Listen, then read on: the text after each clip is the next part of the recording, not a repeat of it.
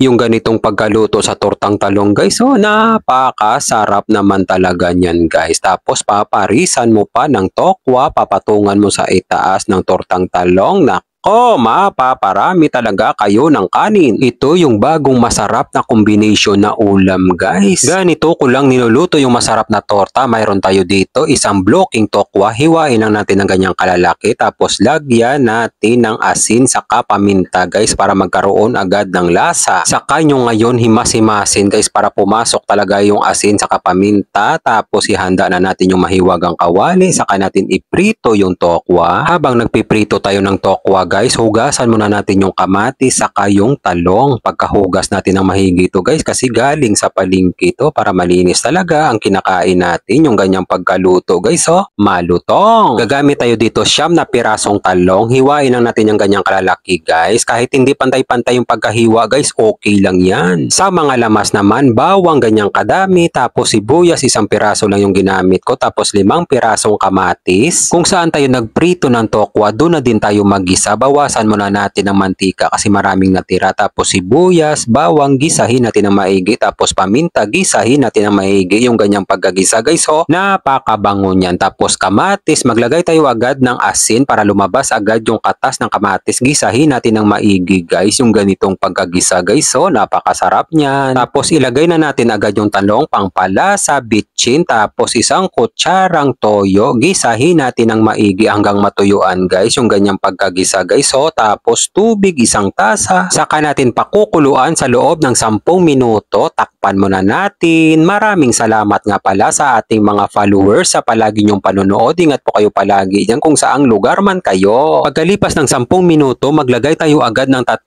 itlog sa itaas. Huwag muna natin haluin. Hayaan muna natin ng mga 1 minuto para yung itlog mamuo. Saka natin haluin. Pagkalipas ng 1 minuto, pakahalo lang natin ng maigi para madurog din yung talong. Tsaka maghalo din yung itlog. Saka natin takpan. Bibigyan pa natin ng 2 minuto. Pagkalipas ng 2 minuto, tikman na natin guys kung ano ang lagay ng lasa nung tinikman ko guys. Napakasarap naman talaga at siguradong mapaparami talaga kayo ng kanin dito. Yung ganyang pagkaluto guys, so yung wala na siyang sabaw, siksik-liglig na talaga yung lasa niyan guys. Tapos sa finale guys, magkuha lang tayo ng 2 tokwa, lagyan natin sa itaas ng tortang talong at huwag natin kalimutan maglagay ng dahon ng sibuyas para lalong nakakatakam at magandang tingnan guys. Maraming salamat nga pala sa ating mga kababayang OFW sa palagi niyong panonood. Ingat po kayo palagi dyan kung saang bansa man kayo at isasama ko kayo palagi sa mga panalangin ko. God, maraming salamat po sa biyaya na binibigay niyo sa araw-araw. I-bless niyo po yung food na magiging silbing lakas sa katawan namin. Amen. Kain tayo guys. Kain Pinas! Yan na yung kinalabasan ng tokwa na may tortang talong sa itaas. Napaka-aesthetic naman talaga guys. Para sa inyong lahat yan.